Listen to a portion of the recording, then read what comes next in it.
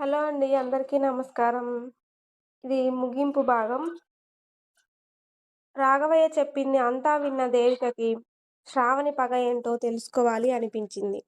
కానీ ఇది సమయం కాదు అని ఊరుకుంది. ఇలా కాలం గడుస్తుంది.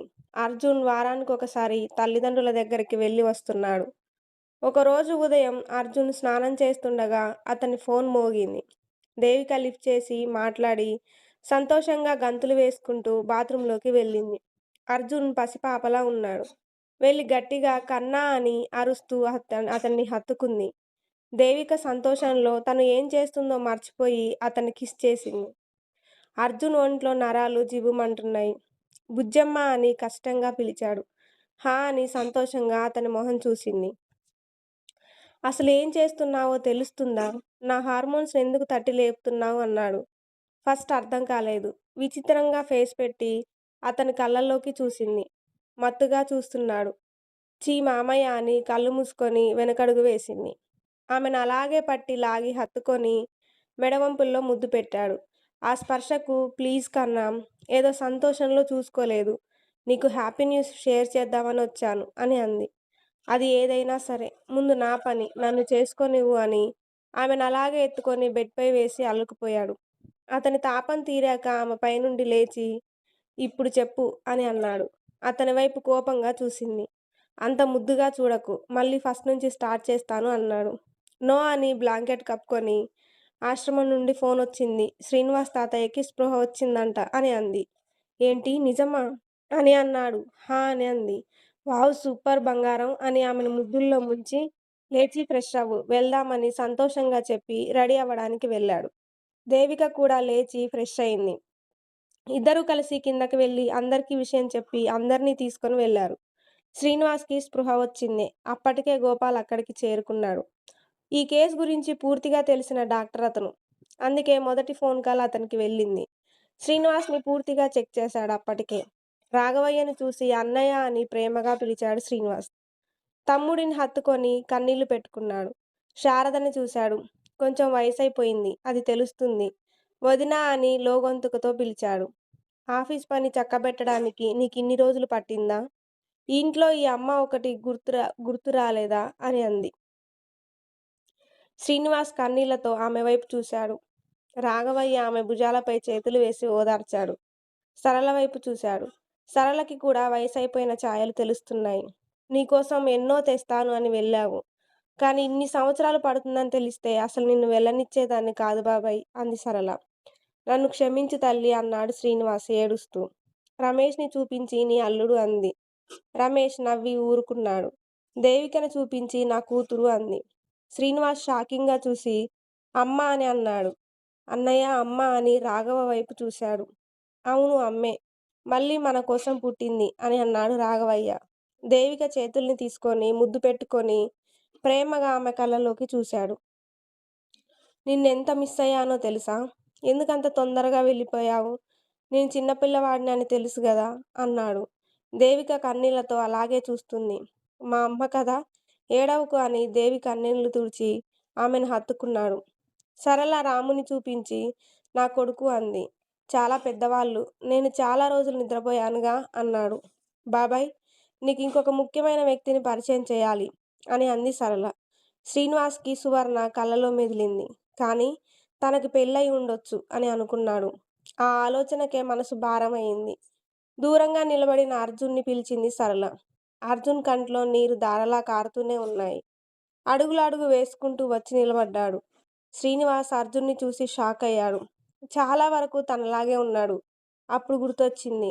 తాను ఇంట్లోంచి వచ్చేటప్పుడు శారద ప్రెగ్నెంట్ అని. తన అన్న, వదిన వైపు చూశాడు. నీ కొడుకా అన్నయ్య? వీడికన్నీ నా పోలికలే వచ్చాయి అని అర్జున్ని హత్తుకున్నాడు. కన్నతండ్రి స్పర్శకు అర్జున్ వణికిపోయాడు. ఎంత పెద్దవాడివయ్యావురా!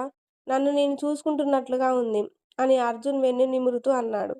కాసేపటికి అర్జున్ని వదిలి నుదుటిపై ముద్దు పెట్టుకున్నాడు. నేను మా నాన్నలా ఉంటానని అందరూ అంటారు. కానీ నాకన్నా ఎక్కువ నువ్వే అచ్చం నాన్నలా ఉన్నావు అని అన్నాడు. చూశావా అన్నయ్య! నాన్న కూడా మన కోసం వచ్చేశాడు అని నవ్వుతూ అన్నాడు శ్రీనివాస్. శారదకి కూడా ఈ విషయం తెలియదు. ఎందుకంటే ఆమె పెళ్లి నాటికే రాఘవయ్య తల్లిదండ్రులు చనిపోయారు. శ్రీనివాస్ చిన్నపిల్లవాడు. అందుకే శారదకి, శ్రీనివాస్‌కి మంచి బాండింగ్ ఉంది. బాబాయ్ ఇంకో విషయం చెప్పనా? అంది సరళ. ఏంటి అన్నట్లు చూశాడు. అర్జున్, దేవిక భార్యాభర్తలు. ఇద్దరికీ పెళ్ళయింది అని సరళ నవ్వుతూ చెప్పింది. నిజమా? అయితే అమ్మా నాన్న మళ్ళీ మా కోసం పుట్టి, అప్పుడు ఇవ్వలేని ప్రేమను ఇప్పుడు ఇవ్వడానికి మళ్ళీ అమ్మా నాన్నగా మారారా? అన్నాడు సంతోషంగా. రాఘవయ్య సంతోషంగా చూస్తూ అమ్మ నా కూతురు కడుపున పుట్టిందిరా. కానీ నాన్నకు కూడా నేనంటే ప్రేమ లేదు. నా కడుపున పుట్టలేదు అన్నాడు. అదేంటి? అని వింతగా చూశాడు శ్రీనివాస్. అవున్రా, అర్జున్ నా కొడుకు కాదు, నీ కొడుకు. నీ రక్తం పంచుకు పుట్టాడు. ఇప్పటికైనా ఒప్పుకో. నాన్నకి నువ్వంటేనే ఎక్కువ ఇష్టం అని అన్నాడు. శ్రీనివాస్ షాక్తో ఏంటన్నయ్యా? ఏం మాట్లాడుతున్నావు? నా కొడుకేంటి? అని అన్నాడు. అవును, నువ్వెళ్ళాక సువర్ణ ప్రెగ్నెంట్ అని తెలిసింది అన్నాడు రాఘవయ్య. శ్రీనివాస్ కళ్ళు ఆశ్చర్యంగా తెరుచుకున్నాయి. అతని మనసు భావోద్వేగానికి గురైంది. ఏంటన్నయ్యా నువ్వనేది? నువ్వు చెప్పేది నిజమా? అన్నాడు వణికే గొంతుతో. అవున్రా, వాడు నీ కన్న కొడుకు. నీకు సువర్ణకి పుట్టిన కొడుకు. మీ ప్రేమకు సాక్ష్యం అన్నాడు రాఘవయ్య. శ్రీనివాస్ మెదడు మొద్దుబారింది. అది ఎలా సాధ్యమని గతంలోకి వెళ్ళింది మనసు. ఒకరోజు సువర్ణ తన ప్రేమను అంగీకరించిందన్న సంతోషంలో ఆమె కోసం ఏదైనా ఇష్టమైంది తీసుకురావాలని బయటకు వెళ్ళాడు. అప్పటికే భార్య అంటూ మెడలో చైన్ వేశాడు. కానీ ఆమెను ప్రతిక్షణం సంతోషంగా చూసుకోవాలన్నదే అతని లక్ష్యం. బయటకు వెళ్ళాక చిన్ననాటి స్నేహితులు కలిశారు. సంతోషంలో వెలిగిపోతున్న శ్రీనివాస్ మొహం చూసి, ఏంట్రా, ఏదో 1000 దీపాల కాంతి కనిపిస్తుంది నీ మొహంలో అన్నాడు ఒకడు. అవున్రా, నా జీవితంలో చాలా పెద్ద గుడ్ న్యూస్ ఇది అన్నాడు. ఏంటో అది అంటే? ఇప్పుడే చెప్పను, త్వరలోనే తెలుస్తుంది అన్నాడు శ్రీనివాస్. అసలే వ్యాపారం అంటూ తిరుగుతావు, మళ్ళీ ఎప్పటికి కలుస్తావో. ఈరోజే మాకు పార్టీ ఇవ్వాలి అని పట్టుబట్టారు. వాళ్ళు వదిలేరా లేరని సరే అన్నాడు. అంతా కలిసి కళ్ళు దుకాణానికి వెళ్ళారు. మీకెంత కావాలో అంత తాగండి అన్నాడు. నీకు అంటే? మీకు తెలుసుగా, అన్నయ్యకు తెలిస్తే చంపేస్తాడు అని అన్నాడు శ్రీనివాస్. ఇంత పెద్దయ్యాక కూడా భయపడతావేంట్రా? నువ్వేమైనా చిన్నపిల్లాడివా? అని వెక్కిరించారు అతని స్నేహితులు. ఎంత ఎదిగినా నా అన్నకు నేను చిన్నపిల్లాడినే అన్నాడు శ్రీనివాస్. ఒకడు వెళ్ళి కొబ్బరి బోండంలో మందు కలిపి, సరేరా, నువ్వు తాగు, మేము కళ్ళు తాగుతాం, మాకు కంపెనీ ఇవ్వు అన్నాడు. సరే అని తీసుకొని తాగాడు. కొంచెం టేస్ట్ వెరైటీగా అనిపించినా వావ్ చాలా బాగుంది అంటే ఇంకో 2 తాగించారు. కాసేపటికి సరేరా బాయ్ అని చెప్పి అక్కడి నుండి వచ్చేశాడు. అప్పటికే టైం 10 దాటింది. ఇంటికి వెళ్ళేసరికి శారద, రాఘవయ్య పడుకున్నారు. సువర్ణ అతని కోసం ఎదురు చూస్తూ కూర్చుంది. తూలుతూ వచ్చిన అతన్ని చూసి, ఏంటండి ఇది? ఇంట్లో అక్క, బావగారు ఉన్నారు. వాళ్ళకి తెలిస్తే ఏమైనా ఉందా? అసలు మీకు తాగే అలవాటు ఉందని నాకు చెప్పనే లేదు అంది కోపంగా. ప్లీజ్ బుజ్జి, నేను అస్సలు తాగను. ఇప్పుడు కూడా కొబ్బరి బొండం తాగాను. కానీ ఎందుకో మత్తుగా ఉంది అన్నాడు. సువర్ణకి ఏదో జరిగిందని అర్థమై, బావగారు లేస్తే బాగోదు రండి అని అతన్ని తన గదిలోకి తీసుకెళ్ళింది. కిందకి వచ్చి భోజనం తీసుకెళ్ళి అతని కడుపు నింపి ప్లేట్ పక్కన పెట్టింది. శ్రీనివాస్ ప్రేమగా ఆమెని పక్కన కూర్చోబెట్టుకొని, కోపం వచ్చిందా అని ఆమె చెంపపై చేయి వేశాడు. సువర్ణ ఏం మాట్లాడలేదు. ప్లీజ్ నాతో మాట్లాడవా? నువ్వు గలగలా మాట్లాడితే నాకు చాలా హ్యాపీగా ఉంటుంది అని అన్నాడు. మిమ్మల్ని ఇలా ఎవరైనా చూస్తే తప్పుగా అనుకుంటారు. మీరు ఇక ముందు జాగ్రత్తగా ఉండాలి. మిమ్మల్ని తక్కువ చేసి మాట్లాడితే నేను భరించలేను అని అంది. ఆమె అమాయకత్వానికి మురిసిపోయాడతను. నిన్ను నిజంగా ఆ దేవుడే నా కోసం పంపించాడేమో అని అన్నాడు. సరే మీరు పడుకోండి అని లేచింది. ఆగు అని ఆమెను పట్టుకోవడానికి లేచి ఒక అడుగు వేశాడు. కానీ తూలుతూ పడిపోయాడు. ఇంతలో సువర్ణ అతన్ని పట్టుకోబోయింది. కానీ అతని బరువు ఆపలేక మంచంపై పడిపోయింది. ఆమెను పట్టుకోబోయి ఆమె మీద పడ్డాడు అతను. ఇద్దరి మధ్య గాలి దూరే సందు కూడా లేదు. అదురుతున్న ఆమె కళ్ళు, ఆ పెదాలు చూసి మనసు ఒక్క క్షణం గతి తప్పింది. అలాగే ఆమెకు ముద్దు పెట్టాడు. ఎన్నో రోజుల విరహం అన్నీ మర్చిపోయి ముందుకు వెళ్ళాడు. అతని మీద ఉన్న ప్రేమతో అతనికి అడ్డు చెప్పలేదు. అతను అలాగే అల్లుకుపోయాడు. ఒకరిపై ఉన్న ప్రేమను ఒకరికి చూపిస్తూ ఒకరిలో ఒకరు ఐక్యమయ్యారు. మత్తుగా అలాగే పడుకున్నారిద్దరూ. తెలతెలవారుతుండగా అతనికి మెలకువ వచ్చింది. ఏదో మెత్తటి స్పర్శ అతనికి తెలుస్తుంది. కళ్ళు తెరిచి చూశాడు. కుందనపు బొమ్మలా ఉన్న సువర్ణ మొహం ముద్దుగా కనిపించింది. తను ఏంటి ఇలా పడుకుంది, అది ఇంతలా చుట్టుకొని అని కొంచెం కళ్ళు దించి చూశాడు. ఇద్దరికీ బట్టలు లేవు. షాక్తో టక్కున లేచాడు. కొంచెం దుప్పటి తీసి చూశాడు. ఆమె మెడపై, ఎదపై మొత్తం పంటిగాట్లు. ఏం జరిగిందో తెలుసుకోవడానికి పెద్దగా సమయం పట్టలేదు. ఫస్ట్ టైమ్ కదా! ఎలా తట్టుకుంది? నేను కాన్షియస్‌లో లేను. ఎలా ఓర్చుకుంది? అసలే చిన్నపిల్ల అని అలాగే బాధగా చూస్తూ కూర్చున్నాడు. కాసేపటికి సువర్ణకి మెలకువ వచ్చింది. లేచి బ్లాంకెట్ నిండుగా కప్పుకొని అతని కళ్ళలోకి చూసింది. అతని కళ్ళలో కన్నీరు. ఏంటి? ఏమైంది? అని కంగారుగా అడిగింది. యూ ఈడియట్ అని చేతెత్తాడు. భయంతో బిక్కుబిక్కుమని చూసింది. కోపాన్ని అదుపు చేసుకొని ఆమెను గుండెలకు హత్తుకున్నాడు. సువర్ణ భయంగానే ఏమైందండీ? అని అడిగింది. ఆమెను వదిలి ఆమె మొహాన్ని 2 చేతుల్లోకి తీసుకొని నన్ను ఆపాలి కదా! ఎందుకిలా చేశావు? నేను మత్తులో ఉన్నాను. నీకు పెయిన్ ఇస్తుంటే ఎందుకలాగే ఉన్నావు? అని బాధగా అడిగాడు. కనీసం ఈ రూమ్‌లో నుండి వెళ్ళిపోవచ్చు కదా! అన్నాడు. అతని చెంపలపై వస్తున్న కన్నీటిని తుడిచి, మీరు నాకేం నొప్పినివ్వలేదు. మీ ప్రేమను చూపించారు. మీరంతగా ప్రేమను పంచుతుంటే నేనెందుకు వద్దంటాను? అని అంది. ఆ మాటకి ఇంకా ఏడుపు వచ్చిందతనికి. నాకు ఇది మొదటిసారి కాదు. నాకు తెలుసు ఆడపిల్లకి మొదటిసారి ఎంత నొప్పిగా ఉంటుందో. అందులోనూ నువ్వు చిన్నపిల్లవి అని అన్నాడు. మీరు అనవసరంగా బాధపడుతున్నారు. నాకు నిజంగానే నొప్పి లేదు అని అంది సువర్ణ. ఎందుకే నేనంటే ఇంత పిచ్చి ప్రేమ అనన్నాడు. ఏమో నాకేం తెలుసు అని నవ్వింది. సరే పద అన్నయ్యకి చెప్పి తొందరగా పెళ్లి చేసుకుందాం. నీకెలా ఉన్నా నాకు గిల్టీగా ఉంటుంది అన్నాడు. ఎందుకు గిల్టీ? తప్పు చేసిన వాళ్ళు అలా గిల్టీగా ఫీలవుతారు. మీరే తప్పు చేయలేదు అని అంది. పిచ్చి, మనకు పెళ్లి కాలేదు అని అన్నాడు. ఆమె తల మీద చిన్నగా ముట్టి. అదేంటి? మీరేగా ఈ చైన్ వేసి నేను మీ భార్యను అని అన్నారు. ఇప్పుడేంటి ఇలా అంటున్నారు అని అంది. నేను ఏం చెప్పినా నమ్మేస్తావా? నిన్ను మోసం చేస్తే అని అన్నాడు. మీరు చేయలేరు నాకు తెలుసు అని నవ్వింది. ప్రేమగా ఆమె నుదిపై ముద్దు పెట్టి, నువ్వు నిజంగా నాకు దొరికిన పెద్ద వరానివి అన్నాడు. చిన్నగా నవ్విందామె. సరే ఫ్రెష్ అవ్వు. అన్నయ్యతో మాట్లాడాలి. ఇంతటి బంగారాన్ని ఇక వేరే రూమ్‌లో ఉంచలేను. ప్రతిక్షణం నాతోనే ఉంచుకుంటాను. నాలోనే దాచుకోవాలి అని అన్నాడు. సువర్ణ సిగ్గుపడుతూ బ్లాంకెట్ అలాగే కప్పుకొని కిందకి దిగింది. కాళ్ళు వణుకుతున్నాయి. అడుగు పడడం లేదు. నొప్పికి నడవలేకపోతుంది. శ్రీనివాస్‌కి క్షణం తనంత ర్యాష్‌గా బిహేవ్ చేసి ఉంటాడో అర్థమైంది. వెంటనే లేచి ఆమెను ఎత్తుకొని అలాగే వాష్‌రూమ్‌లోకి తీసుకెళ్ళాడు. స్నానం చేయించి తీసుకొచ్చి తనే రెడీ చేశాడు. నీకోసం ఈ డ్రెస్ తీసుకొని చాలా రోజులైంది. ఇది ఇలా పనికొచ్చింది అని అన్నాడు నవ్వుతూ. సువర్ణ దించిన తల ఎత్తలేదు. వెంటనే అతను కూడా రెడీ అయ్యి ఆమెను తీసుకొని కిందకి వచ్చాడు. ఇంతలో కంపెనీ గురించి ఇన్ఫర్మేషన్ వచ్చింది. అందరికీ చెప్పి ఇంట్లోంచి వచ్చేశాడు. ఆ క్షణం అతని మెదడులో మెదిలింది. అర్జున్ ముఖం చూసి నన్ను క్షమించురా, మాట నిలబెట్టుకోలేకపోయాను అని ఏడ్చాడు. అర్జున్ మనసు కదిలిపోయింది. మొదటిసారి నాన్న అని పిలిచాడు. శ్రీనివాస్ ఆనందంగా అర్జున్ మొహంపై ముద్దులు కురిపించి, మీ అమ్మెక్కడ? నా కోసం బాగా ఎదురు చూసింది కదా! చాలా ఏడ్చి ఉంటుంది కదా! చిన్నపిల్లరా! అసలు ఎలా భరించిందో! ఏది తను? అని చుట్టూ చూశాడు. ఆ క్షణం అతన్ని చూసి అందరికీ దుఃఖం ఆగలేదు. ఏంటి? ఎవరూ మాట్లాడరు? సువర్ణేది? అని మళ్ళీ అడిగాడు.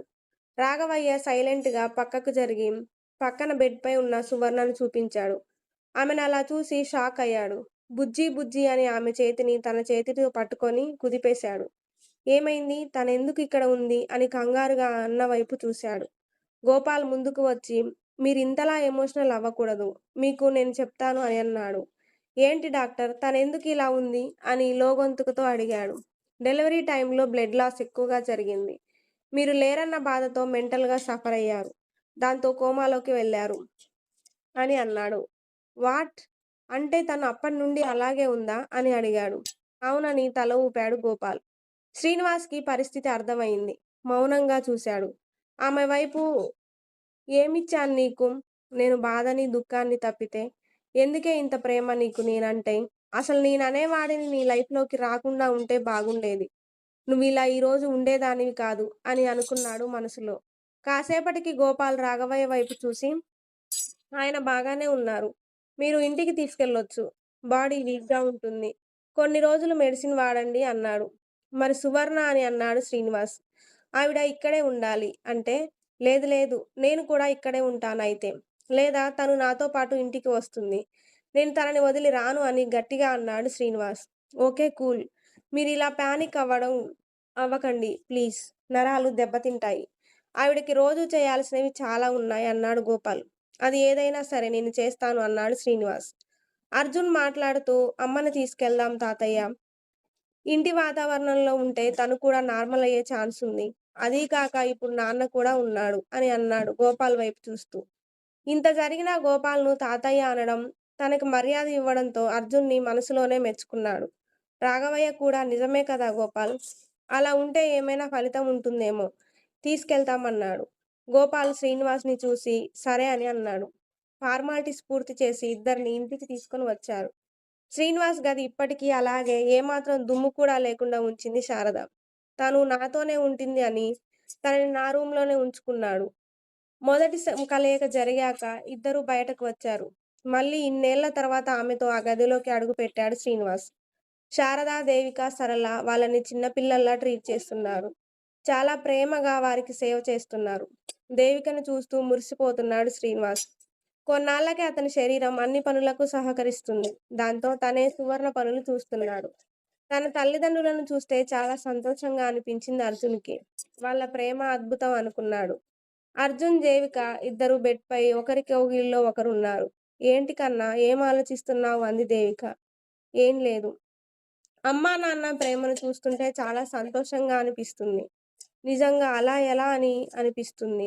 ఎవరెవరి ప్రేమల గురించో మనం మాట్లాడుకుంటాం. కానీ మన కళ్ళ ముందు ఉండే ప్రతిరోజు చూసే ప్రేమని మనం పట్టించుకోము. శారదమ్మకి నాన్న ఏ రోజు స్పెషల్స్ చేయడు. కేవలం ఆయన చూపుకి అమ్మకి అన్నీ అర్థమవుతాయి. నాన్న ఏం మాట్లాడడు. కానీ ఆవిడనెప్పుడూ గమనిస్తూనే ఉంటాడు. నీకు తెలుసా? నాన్న అమ్మ కాళ్ళు పడతాడు. ఎంత చెప్పినా వినడు. నువ్వు ఈరోజు చాలా అలసిపోయావు. నీకు తెలియడం లేదు అని ఒక చూపు చూస్తాడు. దెబ్బకి సైలెంట్ అవుతుంది. ఎంతోమంది అమ్మలు, నాన్నలు పైకి గొడవ పడుతున్నట్లుగా ఉంటారు. కానీ మూగ సైగలతోనే ప్రేమను వ్యక్తపరుస్తారు. అది అందరికీ అర్థం కాదు అని అన్నాడు. అని అంది దేవిక. కాసేపటికి మామయ్య నిన్నొకటి అడగనా అంది. నీకు పర్మిషన్ అవసరం లేదు. ఆర్డర్ వెయ్యి అంటాడు అర్జున్. నువ్వు నన్నెప్పటి నుండి ప్రేమించావు? నాకసలు తెలియలేదు అని అంది దేవిక. ఎప్పటినుండో నాకు కూడా తెలీదు. కానీ నీకు నా ప్రేమ తెలుసు అన్నాడు. అదేంటి నువ్వు నాకెప్పుడూ చెప్పలేదుగా అంది. నేను డైరెక్ట్‌గా చెప్పలేదు. కానీ నా మనసు, నా స్పర్శ నీ మనసుకు తాకాయి. దానికెప్పుడో తెలుసు అన్నాడు. అదేంటి అని డౌట్‌గా చూసింది. అర్జున్ నవ్వి ఊరుకున్నాడు. మరంతగా ప్రేమిస్తే శ్రావణిని ఎందుకు చేసుకున్నావు? తాతయ్యకు చెప్పొచ్చు కదా! నన్నే పెళ్లి చేసుకుంటాను అని. పోనీ ఆ తర్వాత నాకు వినయ్‌తో పెళ్లి కుదిరినప్పుడు నువ్వు సింగిలే కదా! అప్పుడెందుకు మౌనంగా ఉన్నావు? అని అడిగింది. దానికి బాధగా చూశాడు. ఏంటి అంది. అన్నింటికి సారీరా అన్నాడు. ఎందుకు అంటే, నేను ఏదో ఆలోచించి ఏదో చేశాను అన్నాడు. అర్థం కాలేదు అంది. అర్జున్ కళ్ళు మూసుకున్నాడు. అది సరే ముందిది చెప్పు. లవ్ ఎప్పటినుండి? అంది దేవిక. అని చెప్పడం మొదలుపెట్టాడు. చిన్నప్పుడు ఇంట్లో నేనొక్కడినే ఉండేవాడిని. అమ్మా, నాన్న చాలా ప్రేమగా ఉండేవారు నాతో. కానీ ఎందుకో లోన్‌లీగా అనిపించేది. అప్పుడు నువ్వు పుట్టావు. నా చేతికి ఏదో బొమ్మనిచ్చినట్లు అనిపించింది. నీతోనే రోజు మొదలయ్యేది. నీతోనే ఆ రోజు ముగిసేది. నిన్నసలు ఎవరికీ ఇచ్చేవాడిని కాదు. అంత ప్రీషియస్ నువ్వు నాకు. ఇద్దరం కలిసే పెరిగాం. నీ ప్రతి మూమెంట్‌ని నేను చాలా ఎంజాయ్ చేశాను. నువ్వు కొంచెం పెద్దయ్యాక రాము పుట్టాడు. నేను నిన్నిక్కడే ఉంచమని గోల చేశాను. నాన్న కూడా నువ్వు వాళ్ళ అమ్మలా ఉన్నావని అక్కతో తనే అన్నీ చూసుకుంటాను అని చెప్పాడు. నేను నా రూమ్‌లోనే నిన్ను ఉంచుకునేవాడిని బుజ్జమ్మ. బుజ్జమ్మ, బుజ్జమ్మ ఇదే ప్రపంచం నాకు. స్కూల్‌కి కూడా నిన్ను తీసుకొని వెళ్ళేవాడిని. నాతోనే ఎక్కువసేపు కూర్చోబెట్టుకునేవాడిని. నీకు అన్నీ నేనే నేర్పిస్తానని నాన్నకి గట్టిగా చెప్పాను. ఆయన కూడా టీచర్‌కి చెప్పాడు. దాంతో నన్ను వదిలేశారు. స్కూల్‌లో నువ్వెంత అల్లరి చేసేదానివో తెలుసా? కానీ చాలా ఇష్టం ఆ అల్లరి. రోజూ నాతో నా గుండెలపై పడుకోబెట్టుకునేవాడిని. ముద్దు ముద్దుగా మామయ్య, మామయ్య అంటూ నా వెనక తిరిగేదానివి. నీకు 10 ఏళ్ల వయసున్నప్పుడు ఆడుకుంటానని బయటకు వెళ్ళావు. అక్కడొకడు నీ పిలకలు పట్టుకొని నిన్ను ఏడిపించాడు. ఏడుస్తూ అర్జున్ దగ్గరికి వెళ్ళింది దేవిక. ఏంటి బుజ్జీ ఎందుకేడుస్తున్నావు? అని కంగారుగా అడిగాడు. అంటే ఆ కర్రోడు నా జుట్టు పీకాడు అని అంది. పద అని వాడిని వీర కుమ్ముడు కుమ్మాడు. ఏయ్! మా మంచి మామయ్య ఎత్తుకో అని నవ్వుతూ చప్పట్లు కొట్టి చేతులు చాచింది దేవిక. ఒరేయ్! ఎవరైనా సరే నా బుజ్జమ్మ జోలికి వస్తే ఒక్కొక్కడికి తోలు తీస్తా అని వార్నింగ్ ఇచ్చి బుజ్జిని ఎత్తుకొని వచ్చేశాడు. నెక్స్ట్ డే రాఘవయ్య ఇంటి ముందు గొడవ. మీ పిల్లాడు మా అబ్బాయిని చితక్కొట్టాడు అని. రాఘవయ్య అర్జున్‌ని పిలిచి "ఏంటర్జున్! ఈ అబ్బాయిని కొట్టావా?" అన్నాడు. "అవును నాన్న" అన్నాడు. "ఎందుకు" అంటే, "బుజ్జిని ఏడిపించాడు. మీరేగా చెప్పారు మన తప్పు లేకుండా మనల్ని ఏడిపించి ఎగతాళి చేస్తే పడాల్సిన అవసరం లేదని. అందుకే బుజ్జి వాడిని కొట్టలేదు. దాని బాధ్యత మొత్తం నాదే కాబట్టి నేనే కొట్టాను" అని అన్నాడు. రాఘవయ్య ఆశ్చర్యంగా చూశాడు. "సరే వెళ్ళు" అని అన్నాడు. "రా బుజ్జీ! నీకందరి దిష్టి తగులుతుంది. ఊరందరి కళ్ళు నీపైనే" అని అంటూ లోపలికి తీసుకెళ్ళాడు. అర్జున్‌కి కోపం ఎక్కువగా ఉంటుంది. అసలు వయస్సుకు మించిన పరిణతి ఉంది అతనిలో. గంభీరంగా ఉంటాడు. ఒక్క దేవిక ముందు తప్ప. రాఘవయ్య 10 నిమిషాల్లో గొడవ క్లియర్ చేసి వచ్చాడు. అర్జున్ దేవికని ఒడిలో కూర్చోబెట్టుకొని తినిపిస్తున్నాడు. "మామయ్య ఇది చాలా బాగుంది. ఇంకా కావాలి" అని అంది స్వీట్ తింటూ. "వద్దు బుజ్జీ, రేపు తిందువులే" అని అన్నాడు. "నువ్వు చెప్పావుగా" ఓకే అంది దేవిక నవ్వుతూ. వాళ్ళని చూసి ముచ్చటేసింది రాఘవయ్యకి. కాలం గడుస్తుంది. దేవికకి 13 ఏళ్ల వయసు వచ్చింది. అప్పుడు అర్జున్‌కి 20 ఏళ్ళు. అర్జున్ ఒకరోజు కాలేజీకి వెళ్లి వచ్చే వరకు శారద, సరళ ఇంట్లో హడావిడి చేస్తున్నారు. వాళ్ళు ఎప్పుడూ ఏదో ఒకటి చేస్తుంటారు. వాళ్ళెప్పుడూ ఏదో ఒకటి చేస్తుంటారు అని సైలెంట్‌గా వెళ్లి ఫ్రెష్ అయ్యి బయటకు వచ్చాడు. బుజ్జి అని పిలిచాడు. ఎక్కడా లేదు. మొత్తం చూసి అమ్మా బుజ్జి ఎక్కడ? అని అడిగాడు. అది నీ రూమ్‌లో లేదురా! వేరే రూమ్‌లో ఉంది అని తల్లి సమాధానం ఇచ్చింది. ఎందుకు? ఇప్పుడు వేరే రూమ్‌లోకి వెళ్ళాల్సిన అవసరం ఏమొచ్చింది? అన్నాడు అర్జున్. ఇప్పటికే ఉదయం నుండి బుజ్జిని చూడలేదని చిరాగ్గా ఉందతనికి. అలా కాదురా! ఈ రోజు నుండి అది నీతో ఉండదు. దానికి వేరే రూమ్ ఉంది అంది శారద. అదేంటి? ఎందుకు? అన్నాడు. ఒరేయ్! ఏంట్రా నీ గొడవ? అది పెద్ద మనిషి అయింది. ఈ రోజు నుండి వేరే గదిలో ఉంటుంది అని అరచి వెళ్ళిపోయింది సరళ. పెద్ద మనిషి ఏంటి? అది తింగరిది. ఏం చేస్తున్నారు మీరు? అని గట్టిగా అరిచాడు అర్జున్. అసలది ఏది నేను చూడాలి అని దేవికను ఉంచిన గదిలోకి వెళ్ళాడు. ఎప్పుడూ గౌనులో 2 జడలు వేసుకొని ఉండే దేవిక లంగా ఓణి వేసుకొని నిండుగా పసుపు రాసి, గంధం పెట్టి, ఒక్క జడ వేసి, నుదుటిన కుంకుమ పెట్టి ఉంది. స్వీట్ తింటూ కూర్చుంది. అర్జున్‌కు ఒక్కసారిగా అసలు చూస్తుంది దేవికనేనా అనిపించింది. అర్జున్‌ని చూసి "మామయ్య వచ్చావా? చూడు అమ్మమ్మ ఎలా రెడీ చేసిందో." వద్దంటే వినట్లేదు. కానీ స్వీట్స్ మాత్రం ఇచ్చారు. "దా నువ్వు కూడా తిను" అంది. సరళ డిప్ప మీద ఒకటి పీకి, "అవి నువ్వు మాత్రమే తినాలి. వాడికి వేరే ఉన్నాయి. అర్జున్ నువ్విలా రాకూడదు. వెళ్ళు" అని తలుపేసింది. అర్జున్ మౌనంగా వెళ్లి హాల్‌లో కూర్చున్నాడు. రాఘవయ్య వచ్చినప్పటి నుండి అర్జున్‌ని చూస్తూనే ఉన్నాడు. కాసేపటికి వచ్చి అర్జున్‌ని పిలిచాడు. "హా నాన్న" అని లేచాడు అర్జున్. "అలా బయటకు వెళ్దాం రా" అని అర్జున్‌ని తీసుకొని వెళ్ళాడు. "అలా బయటికి వెళ్దాం రా" అని అర్జున్‌ని తీసుకొని వెళ్ళాడు. సరే అని మౌనంగా తండ్రితో వెళ్ళాడు అర్జున్. "ఏంటర్జున్ ఎందుకు డల్‌గా ఉన్నావు?" అన్నాడు. "అదేం లేదు నాన్న. బానే ఉన్నాను" అని అన్నాడు. "దేవిక గురించి ఆలోచిస్తున్నావా?" అని అన్నాడు రాఘవయ్య. "నాన్న అది" అని మౌనంగా ఉన్నాడు అర్జున్. "చెప్పు పర్వాలేదు" అన్నాడు రాఘవయ్య. "అది నాతో ఉండదు అంటే ఏదో కోల్పోయినట్లు అనిపిస్తుంది" అన్నాడు అర్జున్. "నువ్వు చిన్నప్పటి నుండి తనని చూసుకున్నావు కదా! అప్పుడు తల్లిదండ్రుల్లా అన్నీ నువ్వే చూసుకున్నావు. అందుకే అలా అనిపిస్తుంది. తను ఆడపిల్ల అర్జున్. ఒక వయసొచ్చాక ఇంట్లో మగవారితో ఎంత చనువుగా ఉన్నా కొన్ని కొన్ని విషయాల్లో కొన్ని పరిమితులు ఉంటాయి" అన్నాడు. అర్థం కాక చూశాడు అర్జున్. "ఏంటి అర్థం కాలేదా?" అన్నాడు. లేదని తలూపాడు. "అర్జున్ నువ్వు అబ్బాయివి కదా! లాస్ట్ 2, 3 సంవత్సరాల నుండి నీ బాడీలో ఏమైనా మార్పులు వచ్చాయా?" అన్నాడు. "అంటే" అని ఆలోచించాడు అర్జున్. "నీకిప్పుడు 20 ఏళ్ళు. నీ బాడీలో హార్మోనల్ చేంజెస్ జరుగుతున్నాయి. నీ టీనేజ్ దాటేశావు. గడ్డం వస్తుంది. మీసాలొస్తున్నాయి. నీ బాడీ ఇంకా పటిష్టంగా తయారవుతుంది. అవునా?" అన్నాడు రాఘవయ్య. తనని తాను చూసుకొని "హా" అన్నాడు అర్జున్. అలాగే ఆడపిల్లకి కూడా ఒక పర్టిక్యులర్ ఏజ్‌లో హార్మోనల్ చేంజెస్ వల్ల తన బాడీలో కూడా మార్పులు జరుగుతాయి. తను అమ్మాయిగా ఉన్న స్టేజ్ నుండి అమ్మ అయ్యే స్టేజ్‌కి దేవిక వెళుతుంది. ఋతుచక్రం అని చదువుకున్నావు కదా! ఆ దశ ఆమెలో స్టార్ట్ అయింది. ఈ టైంలో యవ్వనం మీదికి వస్తుంది. మగాడి స్పర్శకు ఎంత దూరంగా ఉంటే అంత మంచిది. హార్మోనల్ చేంజెస్ వల్ల మగాడి టచ్‌కి ఏవేవో ఫీలింగ్స్ వస్తాయి. ఇక నుండి తనని నీతో పడుకోబెట్టుకోవడం కుదరదు. రాను రాను నీకే అర్థమవుతుంది. అయినా నువ్వు పెద్దవాడివి అర్జున్. దేవిక చిన్నపిల్ల. తనకు అర్థం కావడానికి కొంచెం టైం పడుతుంది. కానీ నీకు అర్థమైందనుకుంటున్నాను" అన్నాడు రాఘవయ్య. "హా" అని తలూపాడు అర్జున్. ఇంతకంటే ఎక్కువ మాట్లాడకూడదు అని అర్జున్‌ని తీసుకొని ఇంటికి వెళ్ళాడు రాఘవయ్య. అర్జున్ సైలెంట్‌గా తినేసి తన రూమ్‌లోకి వెళ్లి పడుకున్నాడు. పక్కన చూశాడు. ఏదో వెలితిగా ఉంది. మామయ్య, మామయ్య అంటూ ఏదో ఒకటి మాట్లాడుతూ ఉండేది దేవిక. ఎంతసేపైనా నిద్ర పట్టలేదు. టైం చూశాడు. అర్ధరాత్రి అయ్యింది. ఇక మనసాగక దేవిక ఉన్న గదికి వెళ్ళాడు. సరళని చుట్టుకొని ఆమె మీద కాళ్ళు చేతులు వేసి పడుకుంది. రోజూ తనను అలాగే పట్టుకొని పడుకునేది. చాలాసేపు ఆమెను చూసి అక్కడి నుండి వచ్చేశాడు. ఏదో ఒంటరి అన్న ఫీలింగ్ కలిగింది. అది తన మీద ఉన్న ప్రేమ, పిచ్చి, బాధ్యత, ఆప్యాయత ఏమో అర్థం కాలేదు. అసలు ఆ ఫీలింగ్ ఏంటో తెలియదు. కానీ భరించలేకపోతున్నాడు. తండ్రి చెప్పిన మాటలు గుర్తొచ్చాయి. ఇప్పుడు దేవిక సేఫ్‌గా ఉండడం ముఖ్యం. కొన్ని రోజులు పోతే తనకే అలా అలవాటు అవుతుందిలే అనుకున్నాడు అర్జున్. రోజులు ఇలాగే గడిచిపోయాయి.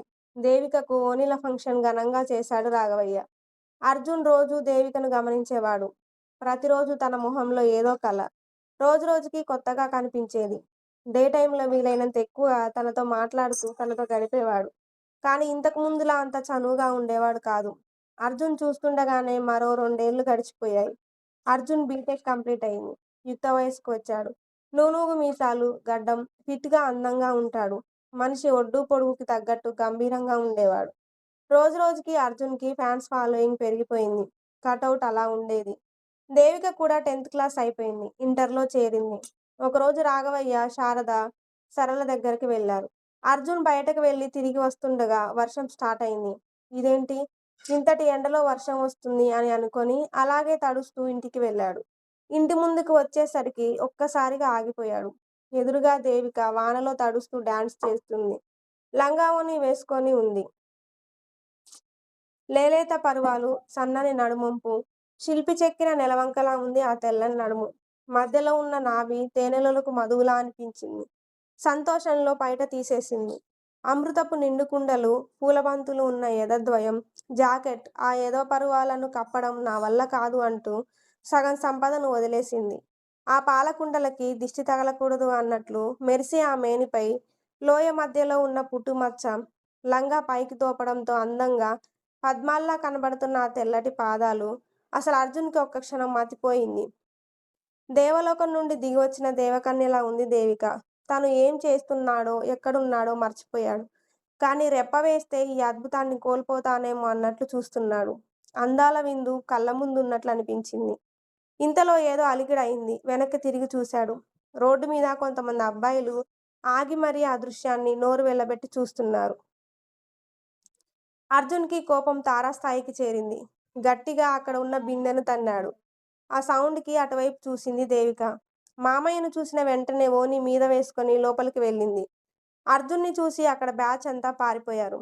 అదే కోపంతో లోపలికి వెళ్ళాడు. దేవికని చూసి చెంపపై ఒకటి పీకాడు. వెళ్ళి అంత దూరంలో పడింది. అసలు తను ఏం చేసిందో అర్థం కాలేదు. మొదటిసారి అర్జున్‌ని అంత కోపంగా చూడడం. అదీ కాక తనని కొట్టాడు. చెంపపై అతని చెయ్యి అచ్చుపడింది. బిక్కుమిక్కుమంటూ చూస్తుంది. వెళ్ళి రెక్క పట్టుకొని లేపి ఈడ్చుకుంటూ రూమ్‌కి తీసుకెళ్ళాడు. బెడ్‌పై విసురుగా పడేశాడు. ఏంటి? ఈ బట్టలేంటి? ఏం చేస్తున్నావని అరిచాడు. అది మా మా అంటూ ఉంది. నోట మాట రావడం లేదు. ఇంకోసారి ఇలాంటి తైతక్కలాడావో చంపేస్తాను అని గట్టిగా అన్నాడు. నేనేం చేయలేదు మామయ్య అని అంది.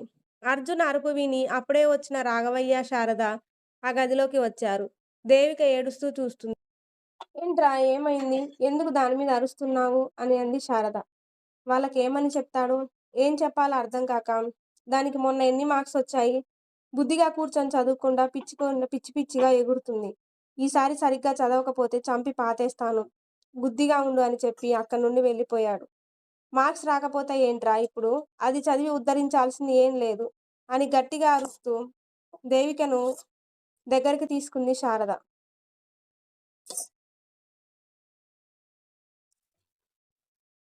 అమ్మమ్మ అని శారదను పట్టుకొని ఏడ్చింది దేవిక. అయ్యో! నా బంగారు తల్లివి కదా! వాడంతేలే కోపం ఎక్కువ. నువ్వు పట్టించుకోకు. అసలు నీకిష్టం లేకపోతే చదువే వద్దు అని దేవికని నచ్చజెప్పింది శారద. రాత్రి అందరూ తిరిగి పడుకున్నాక అర్జున్‌కి దేవికను కొట్టింది గుర్తొస్తుంది. ఆమె కళ్ళలో నుండి కారిన కన్నీరు అతని గుండె లోతుల్లో కత్తితో పొడిచినట్లుగా అనిపించింది. వెళ్ళి చూశాడు. దేవిక ముడుచుకొని పడుకుంది. చెంపపై చేయి వేసి చూశాడు. ఎర్రగా కందిపోయింది. నువ్వు నా బంగారు బొమ్మవి. నిన్నలా అందరూ చూస్తే నేను తట్టుకోలేను. ఏదైనా నా ముందే చేయాలి. నా ముందే అలా ఉండాలి అన్నాడు. హా! అని అతని చెయ్యి పట్టుకొని దగ్గరికి లాక్కొని పడుకుంది. చాలాసేపు అలాగే కూర్చొని ఆమెను చూస్తూ ఉన్నాడు. తెల్లవారుతుండగా లేచి రూమ్‌కి వెళ్ళిపోయాడు. మరుసటి రోజు దేవిక లేచింది. హాల్లోకి వచ్చేసరికి అర్జున్ ల్యాప్‌టాప్ ముందేసుకొని ఏదో చూస్తున్నాడు. అతనిని చూడగానే వణుకు వచ్చింది. భయంతో అమ్మమ్మ దగ్గరికి వెళ్ళిపోయింది. చిన్నతనం నుండి అర్జున్ దగ్గర గారాబంగా పెరిగింది. కానీ అతని కోపాన్నెప్పుడూ చవిచూడలేదు. ఇప్పుడు ఆ కోపం వారిద్దరిని దూరం చేయడానికి పునాది వేసింది. అసలు అర్జున్ వైపు చూడలేదు. ఆ భయంతో ఆ రోజు నుండి తనతో మాట్లాడడం మానేసింది. అర్జున్ ఎంత ట్రై చేసినా తను మామూలు అవ్వలేదు. అర్జున్ ఎంటెక్‌లో జాయిన్ అయ్యాడు. ముందే హీరో కటౌట్. ఇంకా ఆ లుక్స్‌కి అందరూ ఫిదా అయ్యేవారు. అదే కాలేజీలో శ్రావణి బీటెక్ చేస్తుంది. చాలా పొగరుగా ఉండేది. కాలేజీలో చాలామంది ఆమె వెనుక పడేవారు. మురళి కూడా అదే కాలేజ్. తను ఎంటెక్‌లో ఉన్నాడు. వాడొక పెద్ద సైకో. వాడనుకుంటే ఏదైనా చేస్తాడు. మంచేంటో, చెడేంటో తెలిసిన మూర్ఖుడు. ఎందుకంటే ఒక్కోసారి వాడు అలాగే ప్రవర్తిస్తాడు. వాడి చూపు శ్రావణి మీద పడింది. శ్రావణికి నంబర్ 1 అనే ట్యాగ్ లైన్ అంటే ఇష్టం. దానికోసం ఏదైనా చేస్తుంది. ఎంతకైనా తెగిస్తుంది. అదే క్లాస్‌లో ఉండే మరో అమ్మాయి బాగా చదివేది. శ్రావణి అసలు ఆమెను బీట్ చేయలేకపోయేది. దాంతో తన గ్యాంగ్‌లో ఉండే ఒకడిని ఆ అమ్మాయి మీదకి ఉసిగొల్పింది. వాడు తిరిగి తిరిగి ఆ అమ్మాయిని ప్రేమ పేరుతో ముగ్గులోకి దించాడు. ప్రేమలో చదువును పక్కన పెట్టింది ఆ అమ్మాయి. దాంతో శ్రావణి మళ్ళీ నంబర్ 1 అయింది. ఇయర్ ఎండింగ్‌కి ఆ అమ్మాయి ఫెయిల్ అయింది. ప్రేమను ప్రేమ అని తిరిగి వాడు బ్రేకప్ చెప్పాడు. తట్టుకోలేక ఆ అమ్మాయి సూసైడ్ చేసుకుంది. ఆ విషయం శ్రావణి తేలిగ్గా తీసుకుంది. కనీసం అయ్యో పాపం అన్న జాలి కూడా చూపలేకపోయింది. అంత జాలి, దయ లేకుండా ఉంది శ్రావణి. అలాంటి శ్రావణి చూపు అర్జున్ మీద పడింది. చాలా సార్లు మాట్లాడాలని ట్రై చేసింది. కానీ అతను కనీసం ఆమెను చూడలేదు. అసలు దేవిక మాట్లాడడం లేదు చిరాకులో ఉండేవాడు. ఈ క్రమంలో దేవికను మిస్ అయ్యానని అనిపించినప్పుడల్లా ఆమె గదిలోకి వెళ్ళి పక్కనే కూర్చొని తను తీరా చూసుకునేవాడు. ఒకరోజు అలాగే తల మీద చేయి పెట్టి నిమురుతూ ఉంటే దేవికకి మెలకువ వచ్చింది. అర్జున్ నవ్వుతూ చూస్తున్నాడు. వావ్ మావయ్య నువ్వు నవ్వుతున్నావు అని సంతోషంగా అంది. ఏంట్రా అంటే ఇది కల కదా! అందుకే నువ్వు నవ్వుతున్నావు అని అంది. అర్జున్ వింతగా చూశాడు. కానీ తర్వాత అర్థమైంది. అవును కలే అన్నాడు. అలా దేవిక అర్జున్‌తో ఫ్రీగా మాట్లాడింది. తెల్లవార్లు కబుర్లు చెప్పి, గుండెల మీద పడుకోబెట్టుకొని, నుదిటి మీద ముద్దు పెట్టి, జోకొట్టి నిద్రపుచ్చేవాడు. మళ్ళీ మార్నింగ్ లేచాక దేవిక కంటే ముందే వెళ్ళిపోయాడు. దేవిక సేమ్ అర్జున్‌ని చూసి వణికిపోయేది. ఇలాగే రోజులు గడుస్తున్నాయి. అర్జున్ దేవికని మిస్ అయినప్పుడల్లా అలాగే చేసేవాడు. దేవిక తింగరితనం తనకిలా ఉపయోగపడుతుంది అనుకునేవాడు. తనకేం కావాలో అన్నీ కనుక్కొని, కొని తెచ్చి శారదతో ఇప్పించేవాడు. తన టైం దేవికతో గడిపి తేలిక పడేవాడు. అలా కాలేజీకి వెళ్ళేవాడు. శ్రావణి ఫైనల్ ఇయర్‌కొచ్చింది. Arjun, Murali M Tech second year. ఈ సంవత్సరం దాటితే అర్జున్ మిస్ అయిపోతాడని అనుకుంది. అప్పటికే అర్జున్ టాపర్. ఫుల్ యాటిట్యూడ్‌తో ఉండడం వలన హీరోని చూసినట్టు చూసేవారు. అందులోనూ ఇంతవరకు ఏ అమ్మాయిని యాక్సెప్ట్ చేయలేదు. అది ఇంకా హాట్ టాపిక్. మురళి కూడా ఇక లేట్ చేయొద్దని వెళ్లి శ్రావణికి ప్రపోజ్ చేశారు. మురళి ఏం తక్కువ కాదు. సైకో అన్న పేరు తప్పితే అన్నింటిలో అతను పర్ఫెక్ట్. తనకుండాల్సిన ఫాలోయింగ్ తనకుంది. శ్రావణి యాటిట్యూడ్ స్మైల్‌తో అతన్ని రిజెక్ట్ చేసింది. రీజన్ ఏంటి అని అడిగాడు మురళి. నేను అర్జున్‌ని ప్రేమిస్తున్నాను అని అంది. మురళి నవ్వి, నువ్వు ఈ జన్మే కాదు, ఇంకో 10 జన్మలెత్తినా అర్జున్ నీ వైపు కూడా చూడడు. అలాంటిది నిన్నసలు లవ్ చేస్తాడనుకుంటున్నావా? అని అన్నాడు. శ్రావణి ఈగో దెబ్బతింది. మురళి వైపు తిరిగి, చూస్తూ ఉండు. వాడిని నా చుట్టూ కుక్కపిల్లలా తిరిగేలా చేస్తాను అని అంది. అది నీ వల్ల కాదు. నిన్ను వెతుక్కుంటూ వచ్చిన ప్రేమని చూడు అని అన్నాడు మురళి. ఇద్దరికీ మాట మాట పెరిగింది. ఇద్దరూ సైకోలే. ఎవరూ తగ్గడం లేదు. సరే అయితే, అర్జున్ నీ ప్రేమను అంగీకరిస్తే నేను ఓడిపోయానని ఒప్పుకొని జీవితాంతం నీకు బానిసగా ఉంటాను. ఒకవేళ నేను గెలిస్తే నా ప్రేమను అంగీకరించాలి అని అన్నాడు. నాకిలాంటివి చాలా ఇంట్రెస్ట్. చూద్దాం. ఛాలెంజ్ అని శ్రావణి ఆ రోజు నుండి అర్జున్ దృష్టిలో పడడానికి చాలా ప్రయత్నాలు చేసింది. కానీ అర్జున్ ఆమెని పట్టించుకోలేదు. ధైర్యం చేసి అతనికి ప్రపోజ్ చేసింది. సింపుల్‌గా నాట్ ఇంట్రెస్టెడ్ అని చెప్పి రిజెక్ట్ చేశాడు అర్జున్. రోజు రోజుకి శ్రావణి ఓపిక తగ్గిపోతుంది. మురళిని చూసినప్పుడల్లా కసి పెరుగుతుంది. ఆమె తనని తాను నియంత్రించుకోలేకపోతుంది. ఏదో ఒక చోట అతన్ని లొంగదీసుకోవాలని చూసింది. కాలేజీలో న్యూ ఇయర్ సెలబ్రేషన్స్ స్టార్ట్ అయ్యాయి. ఆ రోజు పార్టీ ఉంది. ఏదో ఒక విధంగా ఒళ్ళు చూపించి అతన్ని లొంగదీసుకోవాలి అనుకుంది. ఆడదానికి లొంగని మొగాడు ఉండడు అని అనుకుంది శ్రావణి. అనుకున్నట్లుగానే సెక్సీగా రెడీ అయ్యి పార్టీకి వచ్చింది. అందరి చూపు ఆమె మీదే. కానీ ఆమె చూపు అర్జున్ మీద. అర్జున్ కనీసం ఆమె వైపు కూడా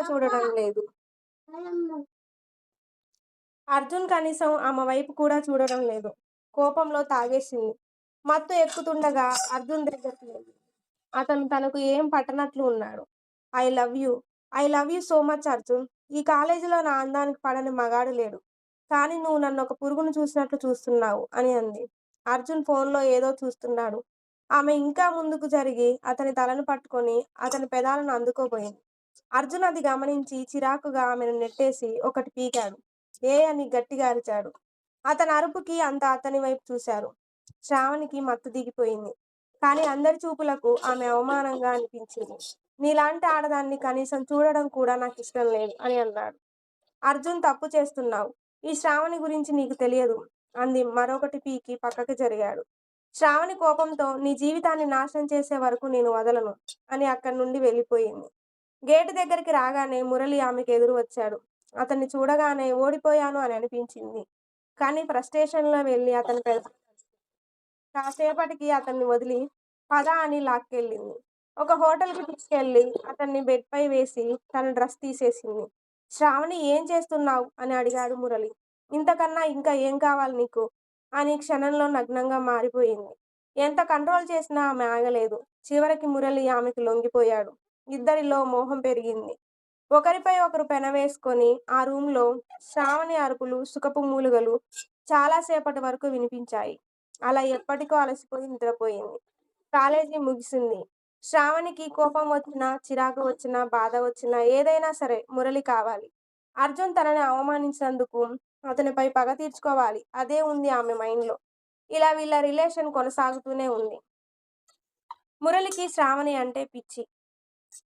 ఒకసారి రాఘవయ్య గోపాల్ని కలవడానికి వచ్చాడు. ఆ టైంలో అతని ఫోన్లో అర్జున్ ఫోటో చూపించి నా కొడుకు అని చెప్పాడు. అనుకోకుండా వారి ప్రస్తావన అర్జున్ పుట్టుక వద్దకు వచ్చి ఆగింది. అదంతా విన్న శ్రావణిని ఒకటి అర్థమైంది.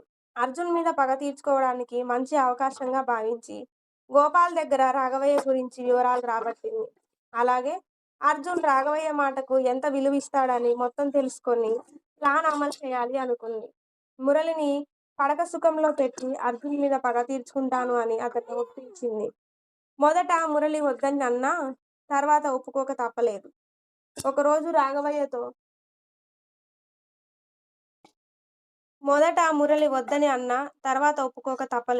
ఒకరోజు రాఘవయ్యతో పని ఉండి అతని రూంలోకి వస్తుండగా గోపాల్కి రాఘవయ్యకి జరిగిన సంభాషణ విన్నాడు అర్జున్. అతనికి తన తల్లిదండ్రులు లేని అనాథ అని అర్థమైంది. అయినా అతన్ని ఎంత ప్రేమగా పెంచారు అని, వారికి ఏం చేసినా రుణం తీర్చుకోవాలని కుమిలిపోయేవాడు. ఆ సమయంలోనే శ్రావణి గోపాల్ వద్దకు వెళ్ళి అర్జున్ లేకపోతే చచ్చిపోతానని బెదిరించింది. మనవరాలి మీద ప్రేమతో అతను రాఘవయ్యని అడిగాడు. జీవితంలో మొదటిసారి తండ్రి పెళ్లి విషయంలో నిర్ణయం అడిగాడు. ఆల్రెడీ సంబంధం చూశాడు అంటే అతని మాటను గౌరవించడమే అతను తీర్చుకునే రుణం అనుకున్నాడు. దేవికపై ఉన్న ప్రేమను సమాధి చేశాడు. పెళ్లికి ఒప్పుకున్నాడు. పెళ్లిలో శ్రావణిని చూడలేదు. కళ్ళు మూసుకొని తాళి కట్టాడు. శోభనం గదిలో చూసి ఆశ్చర్యపోయాడు. కానీ ఆమె ప్రెజెన్స్ తట్టుకోలేకపోయాడు. అప్పుడే శ్రావణికి తన పుట్టుక గురించి తెలుసని బెదిరిస్తే, ఆ విషయం తెలిస్తే తల్లి చచ్చిపోతుందని అని ఓర్చుకున్నాడు. కానీ ఏ రోజు ఆమెను కనీసం మనిషిలా కూడా చూడలేదు. ఆ తర్వాత దేవిక పెళ్లి కుదిరినప్పుడు తనలాంటివాడు ఆమెకు భర్తగా పనికిరాడని తనే నిర్ణయించుకున్నాడు. అందుకే వేరే సంబంధం చూసినా మాట్లాడలేదు. దేవిక సంతోషంగా ఉంటే చాలు అని మాత్రం అనుకున్నాడు. అందుకే వినయ్ గురించి మంచివాడా కాదా అని ఆరా తీయడం మొదలుపెట్టాడు. ఆ క్రమంలోనే వినయ్, స్నేహల పెళ్లి జరగడం, ఆ పెళ్లి ఆగిపోవడం, వీళ్ళ పెళ్లి జరిపించడం జరిగిపోయింది. అనుకోకుండా దేవికతో పెళ్లి జరగడం అతని సంతోషానికి హద్దులు లేకుండా చేసింది. అంతా చెప్పి దేవిక వైపు చూశాడు. అతన్ని హత్తుకుంది దేవిక. ఆమెను ఓదార్చి ఎప్పటికో నిద్రపుచ్చాడు. మరుసటి రోజు దేవిక నిద్ర లేచింది. అర్జున్ గుండెలపై నిద్రపోతూ కనిపించింది. ఎన్నో సంవత్సరాల ప్రేమ కేవలం తండ్రి మాట కోసం వదులుకున్నాడు. కానీ చిన్నతనం నుండి అర్జున్ ప్రేమను పొందిన దేవిక తనను ఎప్పటికీ సంతోషంగా చూసుకోవాలి అని నిర్ణయించుకొని ఇలా జీవితం కొనసాగుతుంది. ఇద్దరు ఒకరి కోసం ఒకరు అన్నట్లు ఒకరిలో ఒకరు ఐక్యమవుతూ, ఒకరి ప్రేమను ఒకరు ఫీలవుతూ, అందంగా, ఆనందంగా తమ జీవితాన్ని ముందుకు సాగిస్తున్నారు. ఒకరోజు ఉదయమే శ్రీనివాస్ సువర్ణకి కబుర్లు చెప్తున్నాడు. ఆమె మెల్లగా కదిలింది. కాసేపటికి కళ్ళు తెరిచింది. అతని ఆనందానికి హద్దుల్లేవు. మొదట అతన్ని చూసి షాకయింది. మీరేనా అని కష్టంగా పలికింది. అవునని తల ఊపాడు. శ్రీనివాస్ అతన్ని పట్టుకొని ఏడ్చింది. అందరూ ఆ సౌండ్‌కి ఆ రూమ్‌లోకి వచ్చారు. శారద వచ్చి సువర్ణని పట్టుకొని ఏడ్చి, అర్జున్‌ని చూపించి నీ కొడుకు అని అంది. అర్జున్ కూడా ప్రేమగా ఆమెను హత్తుకున్నాడు. కాసేపటికి అందరినీ పరిచయం చేసింది. కొన్ని రోజులకు సువర్ణ మామూలు మనిషయింది. తల్లిదండ్రులకు పెళ్లి చేశాడు అర్జున్. ఈ వయసులో ప్రేమించిన మనిషి తోడులో బ్రతుకుతున్నారు వారు. ఇద్దరమ్మలు, ఇద్దరు నాన్నలు, ముద్దుల భార్య ప్రేమలో మునిగి తేలుతున్నాడు అర్జున్. కొన్నాళ్టికి దేవిక నెలతప్పింది. ఆ సమయంలో శ్రీనివాస్, రాఘవయ్య, శారద, సువర్ణ నలుగురు గాజు బొమ్మను చూసినట్లు చూశారు. అడుగు వేస్తే పాదం కందిపోతుందేమోనంత భయపడుతూ ఆమెను నెత్తిన చూసుకున్నారు. అంతటి ప్రేమను పొందినందుకు చాలా సంతోషంగా అనిపించింది దేవికకి. అర్జున్ అయితే ఒక్క క్షణం కూడా వదలకుండా ఆమెతో ఉండేవాడు. ఇలా 12 మగబిడ్డలకు జన్మనిచ్చింది దేవిక. తర్వాత 2 సంవత్సరాలకి పాప పుట్టి తన కుటుంబాన్ని పూర్తి చేసింది. ఆనందంగా గడుపుతూ సంతోషంగా ఉన్నారు. కొన్ని ప్రేమలు అమరం. పైకి చెప్పకపోయినా వారు ఫీల్ అవ్వగలరు. ఇలా ఈ కథ సుఖాంతం అయింది. Thank you so much.